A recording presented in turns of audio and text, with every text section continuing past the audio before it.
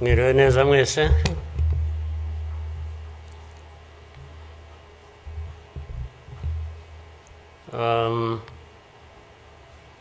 Ngira ngo biroroshye wenda kugira aho mpera.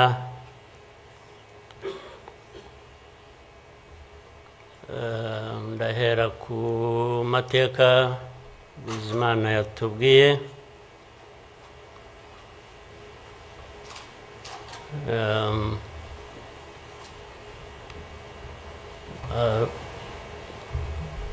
Arambuye afite ibimenyetso ashingiyeho, ariko ndagira ngo mbanze nshimire mwese abari hano mwaje kwifatanya n'igihugu n'abanyarwanda, cyane cyane mwebwe abaturuka hanze mu bindi bihugu cyangwa abihagarariye hano mu gihugu cyacu.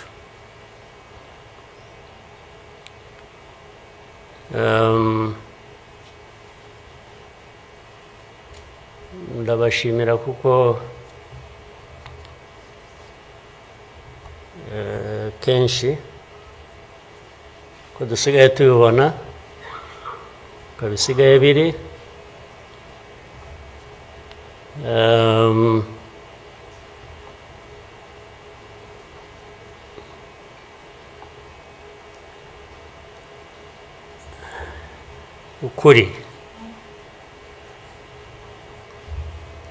ukuri ntabwo kukigenderwaho,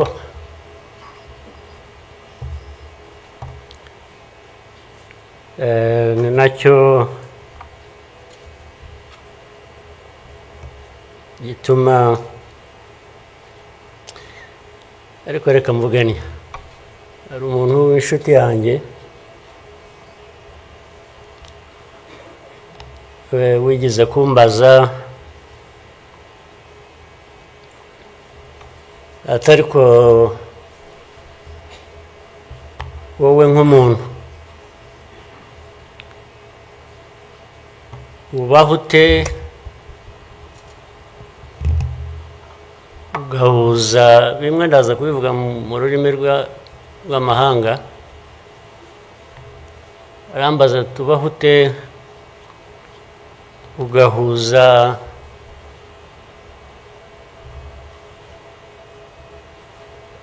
the dark past and the cruel present.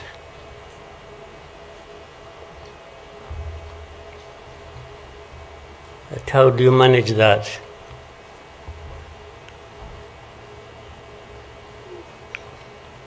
Ariko uko nabyumvaga ntabwo ari igihe yabazaga gusa, yabazaga u Rwanda. Bavuga ngo u Rwanda mubaho muti, with a very dark past and a very cruel present.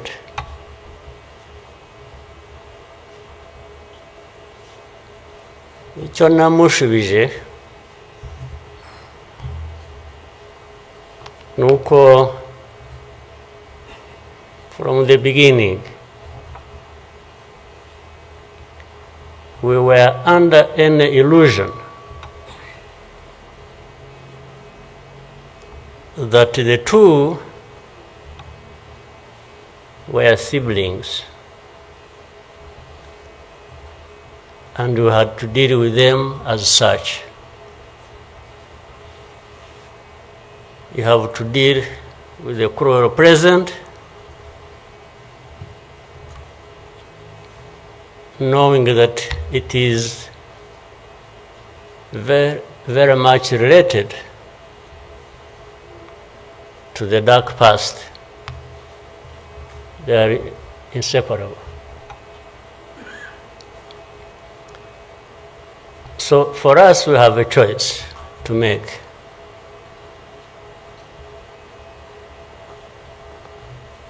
You are either crushed in between and you stop existing, or you stand up and fight.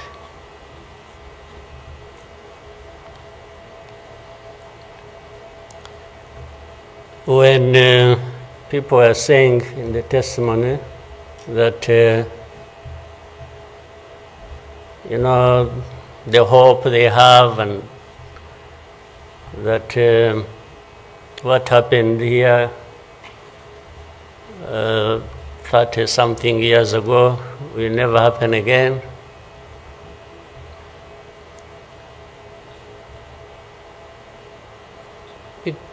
It won't be because of those who were responsible for that dark past will not try again, or are not even trying now again. It will not happen again just because there will be people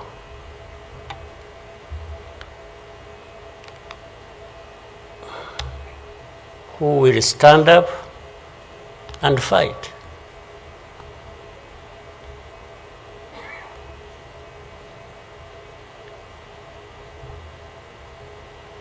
It's not because there are fewer people who wish to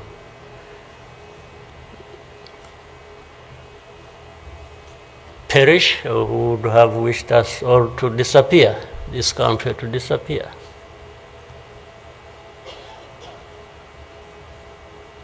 But how can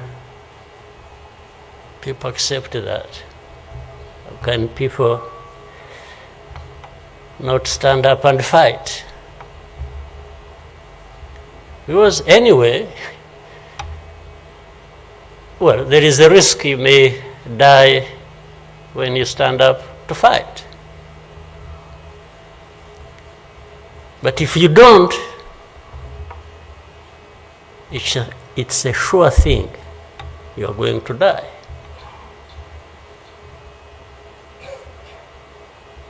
So, why don't I try the former? Why don't I try to stand up and fight with the chance that you might survive and live on your life as you want it, instead of giving up and you let people treat you as if for you to live, it's a favor that they are going to do for you. Why?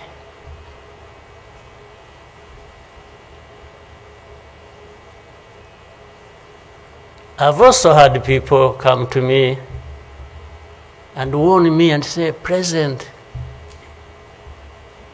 you know you are too vocal, you say things that challenge these people who have the power in their hands and they're going to kill you. Well, first of all, it means they are killers. But my answer to them is, you know what? If I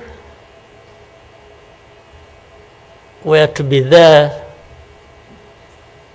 to just accept these things to happen, I don't think I would count myself as living anyway. It's like I would already be dead.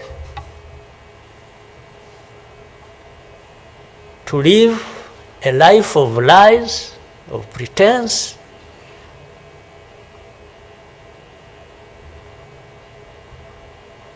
and all my life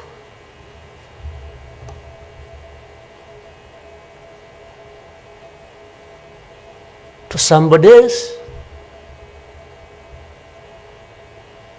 I would be dead anyway.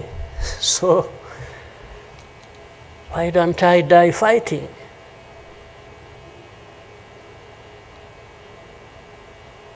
So you Rwandans, why don't you die fighting? Instead of dying anyway, just dying like flies. Why? But my message goes to other Africans who live like this on a daily basis, who are dehumanized. And they accept it and they beg. I can't beg to live. I can't beg anybody.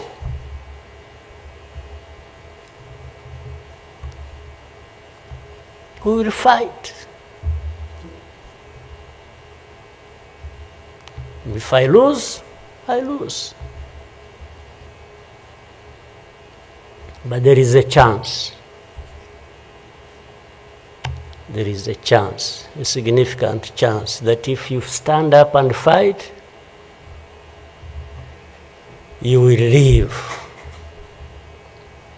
And you will have lived a dignified life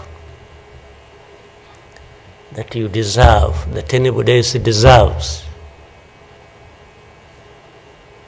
So these people who are there to the UN, they are there to these Western capitals, they are everywhere, they are just saying, Rwanda, this small country, this Rwanda. I mean, you see, when you are talking about Rwanda and ganging up together against Rwanda, you think it's some country that is, I don't know.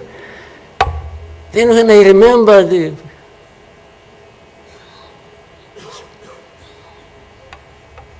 the facts about it, I just imagine the world has gone amok.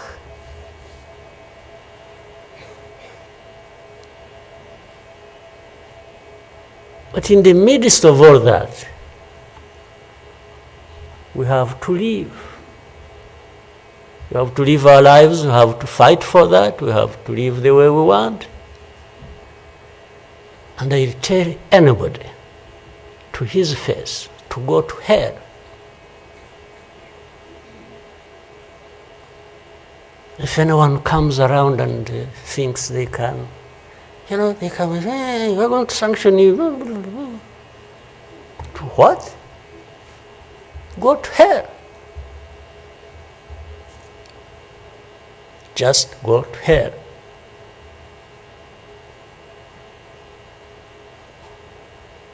You have your own issues to deal with. Go and deal with your own issues. Leave me to mine. This is the spirit, I think, Rwandans must have in their daily lives. So my worry is not about how powerful these people are that come down upon us and throw anything at us. I'm never worried about that. I worry about one thing, which has lived on for centuries. It's for Rwandans. It's for Africans who sit back and find nothing wrong with accepting to be treated like that. That's my only worry. When can Rwandans, when can Africans refuse to be mistreated like this? To be told they have no value. To be told that their lives have to be lived as a result of a favor they are being done by somebody else. What a shame for people to accept that even for a moment. You must not accept it. You must get up and fight for yourself.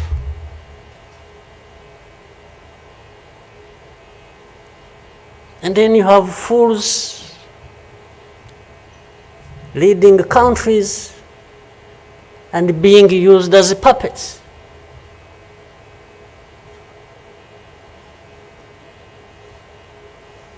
And they are stealing from their own resources, which they should be putting to the good use of their own people and develop them. They just put everything to their own use, find billionaires in a sea of poverty, millions of people going hungry, and their leaders, billionaires, money that has been stolen from the resources of these people, and these are the ones received in Western capitals and praised, and when,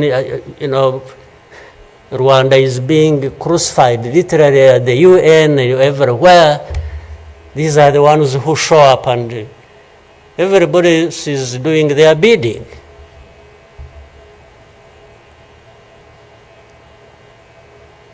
They don't talk. These ones don't even say a thing. There is somebody to say it for them.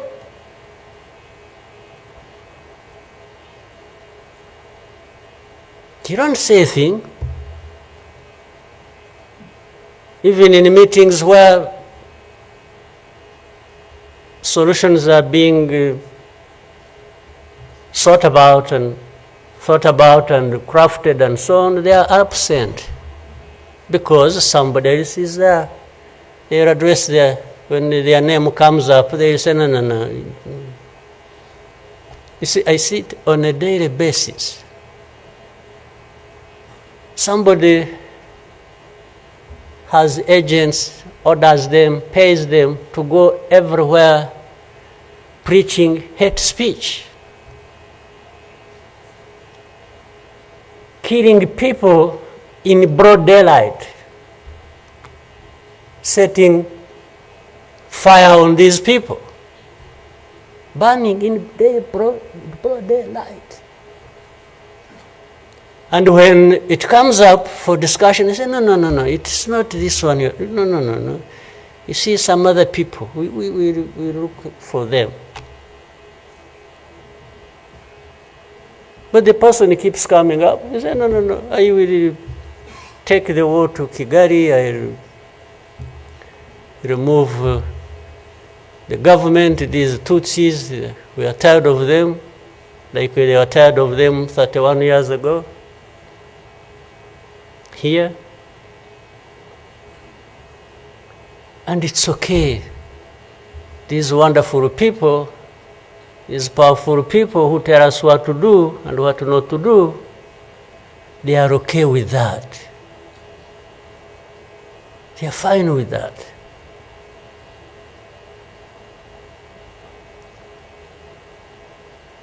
And they expect us to accept it also ourselves.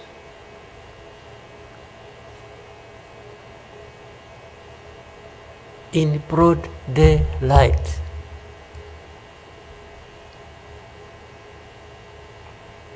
Hate speech, killings of people for their identity, uprooting them from their homes, and most of them are refugees here in this country.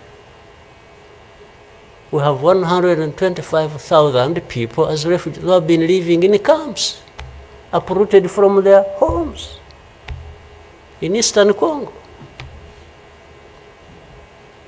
And then these powerful, good people come here and pick 1, 2, 3, another day 5, if there are many, to go and settle them in those beautiful countries of theirs. And they leave the majority here. And they expect us to be thankful that that's a huge gesture of generosity. First of all, they take them knowing that these are actually refugees from a neighboring country. They don't take them as Rwandans. They take them as refugees from Congo. Only that they are taking very few. They are not, I wish they could take all of them. Those who wish to go and resettle them. So the rest becomes my problem. So what they have to do is cleanse Eastern Congo of all these people, bring them to Rwanda, take to your countries those you want, few, very few, not even 0.1%, and the rest should remain Rwanda's problem. Because after all, these ones are Tutsis like Kagame. That's a simple conclusion. But ask yourselves, how did these people end up being across the border of Rwanda? Was it really done by Kagame? Was it done by Rwanda? No, for us, we are here lucky that we are alive, that we survived.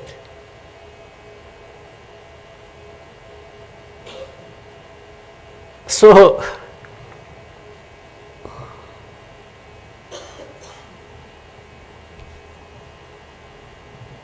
but as I say this,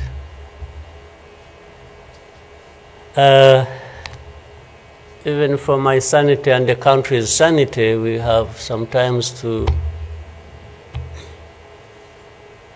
just try to do things differently. Meaning, if you want to be helpful, if you want us to be partners, we are happy to play our part, and you can be sure you will find a reliable partner in us, irrespective of what we think about you.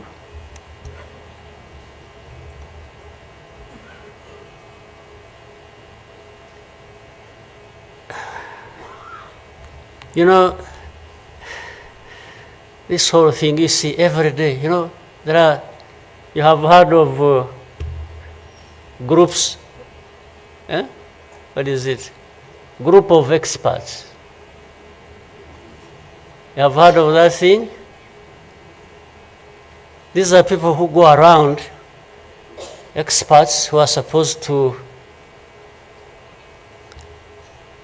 know better our situation than ourselves. Can you imagine? And the ones who lead those groups are the very people connected with this history I'm talking about, or that Bizimana was talking about. Can you imagine the cynicism?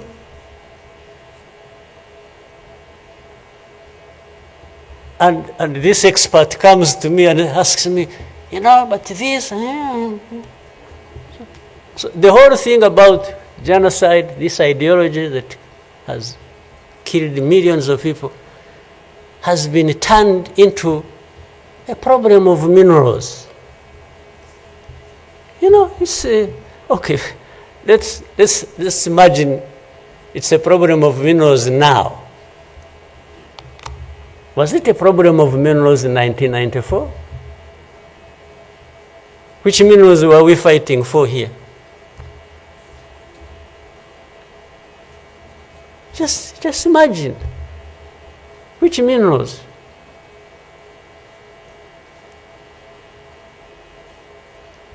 Second, if it were to be minerals, how many are actually fighting for these minerals in those places? Assuming you found evidence about Rwanda being implicated in what's happening in Congo for minerals in Eastern Congo. Are you really saying it is just Rwanda? Why don't you be brave enough to say Rwanda is invading our territory we have created for ourselves and is encroaching on the minerals we are also encroaching on in Eastern Congo? Why don't you be brave enough to admit that? At least to say that.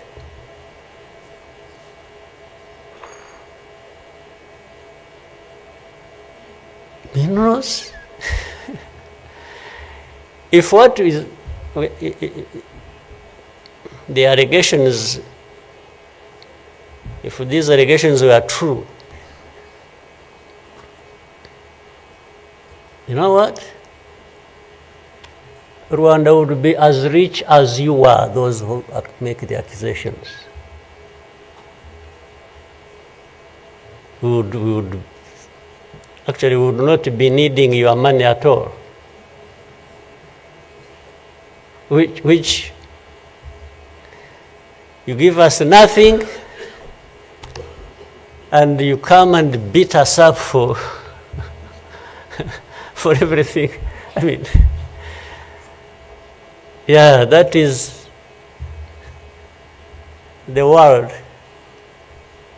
between the dark past and the cruel present.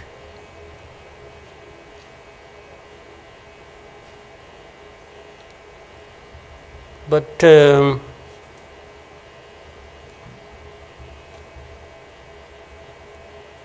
what didn't kill us and finish us 21 years ago has hardened us, has prepared us for the bad things that will always come anytime these people want and wish. Honestly, I want to assure you, we will not die not fighting like last time.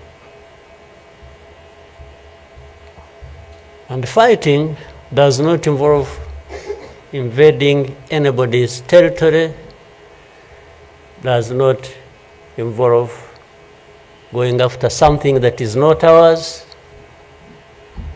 Fighting, I mean, is if you find us here and want to treat us the way you want that we have seen in the past, I just want to assure you, you will not succeed. You will not succeed. I think I beg all these Rwandans, we should be itching for a fight with anybody who wants to come here and turn things upside down. And I think there are many who are ready to join for that. But for our friends, our partners, please, don't misunderstand us, don't mistreat us. We have had enough of it. Take it somewhere else. Take it somewhere else. You know, this Bizimana who was telling you this whole history, by the Bizimana, if you could compile that and distribute it to our friends and all of us. I actually want a copy of what you... But I think you should give our friends and others, they need to... Much as in the cruel present, facts don't matter, evidence doesn't matter, the truth doesn't matter. What matters is what pleases you on any day, and doesn't matter what facts about others. But and I was saying this because this man made another presentation another time that involved the same people he was talking about. And the next day, from embassies, people came to him, threatening him. Yeah. You know, they even, they are so foolishly brave to just, you know, they went to him. And I think another message went through Foreign Affairs. It's like this man who is saying this, and he was not saying it is not true, but he was saying no for daring to say it, even if it is the truth. Yes, they threatened him, and they even started threatening he will not get a visa to travel to some places, face to face, like that. Somebody from the embassy threatening our minister. Of course, I can't blame them that, given this history we have had, that from the embassy they even think they are above the minister. Yeah. He just come and say, you dare say this. He wasn't saying, this is contrary to the truth or evidence we have. Why did you present lies? No. He was just saying, whether lies or truth, you shouldn't have said it. That is the cruel present we live in, but we must confront it. And we will. We shall. No question about it. I've also told people that anyway, for us, we are in a sort of not bad position, because the worst has already happened to us. I don't think anything worse will happen, ever. So those who are scared, fearful of anything, I just want to console you in some way, if you may, that actually the worst has already passed. When we lost the people during that time,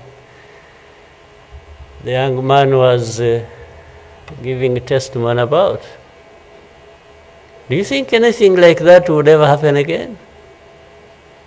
I don't think so. So why would we be scared of anything? The worst. The hurricane came and we took cover and things, and it has passed. And we rebuilt. We rebuilt our strength of all kinds. I don't think there is any other hurricane that will come and sweep across the country, destroying everything. I don't think so. So And this day always reminds us of some of the things that I ignored and the facts that remember the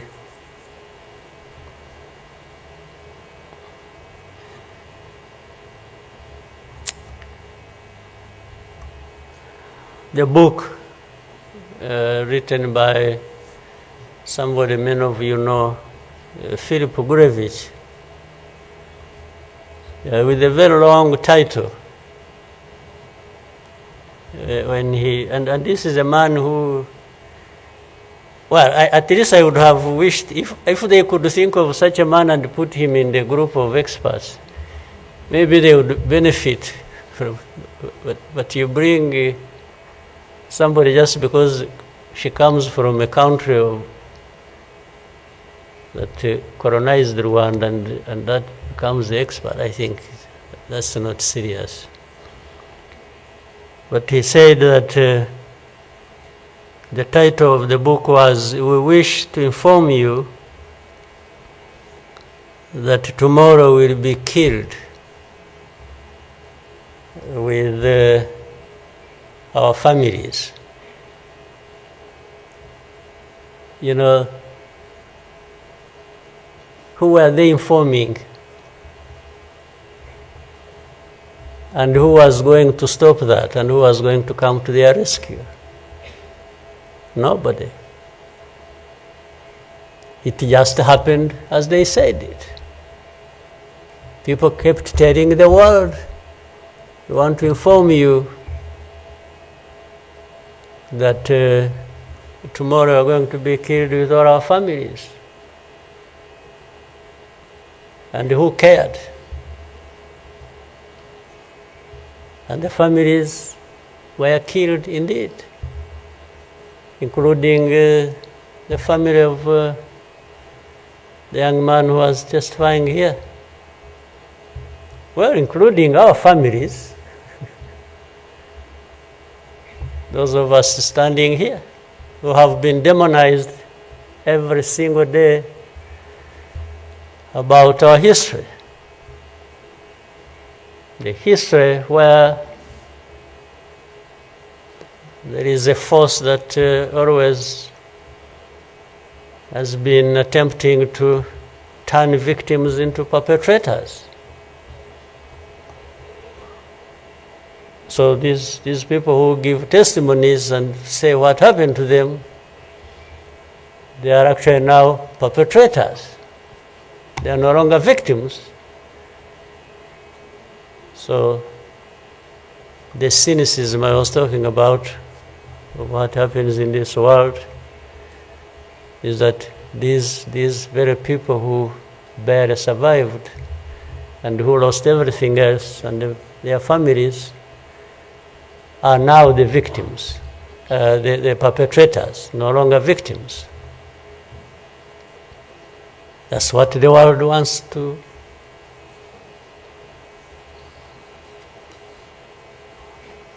create about us. I think I should, even for,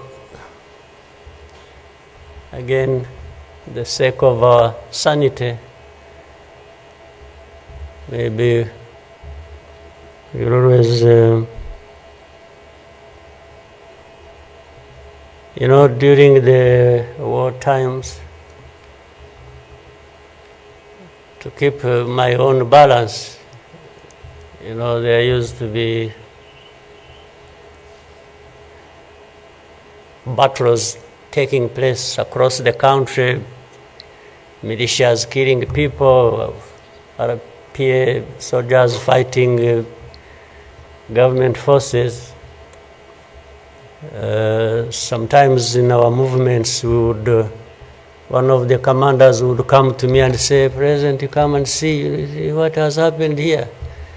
I went there once and saw a mass grave that they had just dug with caterpillars, and I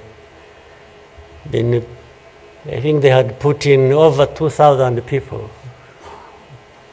And from that lot, we found 12 people are still breathing.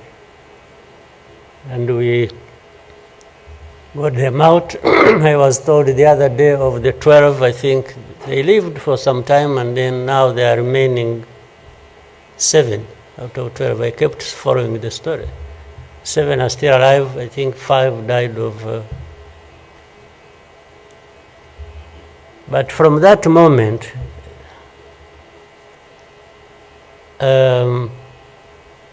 I told the commanders that they should never bring my attention to this kind of thing. They should just handle it, and we agreed how they would be handling it. But I should never, I don't even need to be informed or... And the reason was simple. And that, fortunately, such a moment of remembrance sort of takes you back into that. But the reason was I didn't want my judgment and my conduct of the war and the leadership I was supposed to be providing to be impaired in any way by the anger, by what you saw. So that's why I wanted to keep my own balance so that we go through so many things. But otherwise, if I kept seeing this, putting people out of a mass grave, and then your mind goes to say, but who is this doing? Whoever is doing this, why is he doing it? He may end up... So anyway, let me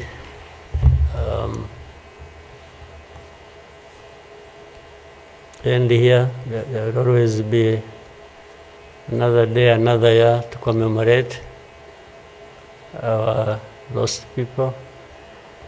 But for Rwandans, I beg you,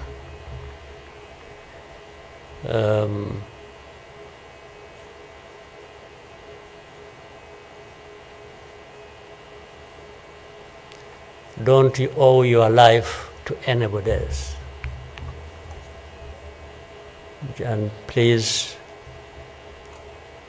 have the courage to deal with the situation and moment as it is.